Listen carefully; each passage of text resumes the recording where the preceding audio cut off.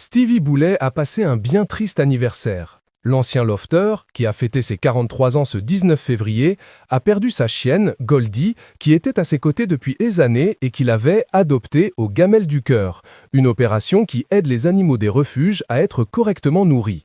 Dans la légende de sa publication Instagram, Stevie Boulet, très triste, a écrit « Ma Fifi nous a quittés cette nuit, je t'aime tant ». Goldie, 12 ans.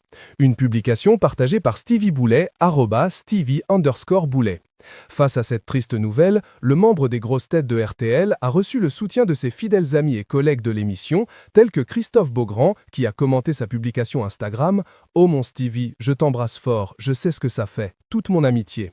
Quant à la chroniqueuse Caroline Diamante, elle a déclaré « Oh mon Stevie, tu dois être très triste. En plus, c'est ton anniversaire, pour lequel je te souhaite plein de bonheurs à venir. » La jockey Dari Boudboul, elle, a commenté « Tellement triste pour toi mon Stevie, je t'embrasse de tout mon cœur. Moi qui voulais tout simplement te souhaiter un bon anniversaire. Tu as un cœur grand comme une maison. » Propulsé au rang de célébrité à tout juste 21 ans, pour avoir participé à la toute première édition de Loft Story, Stevie Boulet a laissé les strass et les paillettes pour les plantes et les fleurs qu'il cultive dans sa maison au Mans, ville à laquelle il reste très attaché pour y avoir passé son enfance.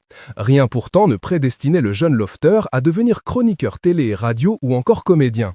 Cette carrière médiatique, il la doit à son ami Laurent Ruquier, qui le prend sous son aile à la sortie du Loft en 2001. C'est en effet sous l'impulsion de ce mentor que Stevie Boulet fait ses premiers pas en tant que chroniqueur et monte pour la première fois sur les planches et confirmera ses talents de comédien. Coulisses de sa nouvelle vie en province. Aujourd'hui, Stevie Boulet est être fier du chemin parcouru et mène un train de vie confortable dans sa maison mancelle. C'est là que le chroniqueur s'adonne à sa passion pour les plantes et la déco qu'il partage sur Instagram. Je suis passionné de nature et dès que j'en ai le temps, je jardine ou je m'occupe de mes orchidées, confiait-il au Courrier vendéen. Au micro des grosses têtes, Laurent Ruquier revenait amusé sur la visite qu'il avait un jour rendue à son jeune protégé chez lui au Mans. « Vous arrivez là, on ne peut pas se douter. Vu du dehors, ça paye pas de mine. Je me suis dit, oh la merde, on aurait peut-être dû l'augmenter. Je me disais le pauvre, j'avais l'impression d'arriver chez Loana.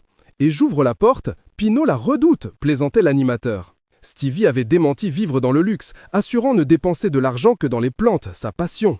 Quant à son tableau de la Joconde, c'est une babiole qui orne ses murs, mais il y a peu de chances que le beau gosse claque des fortunes dans des peintures de maître. Très attaché à la ville où il a grandi, c'est donc naturellement au Mans que Stevie Boulet a posé ses valises.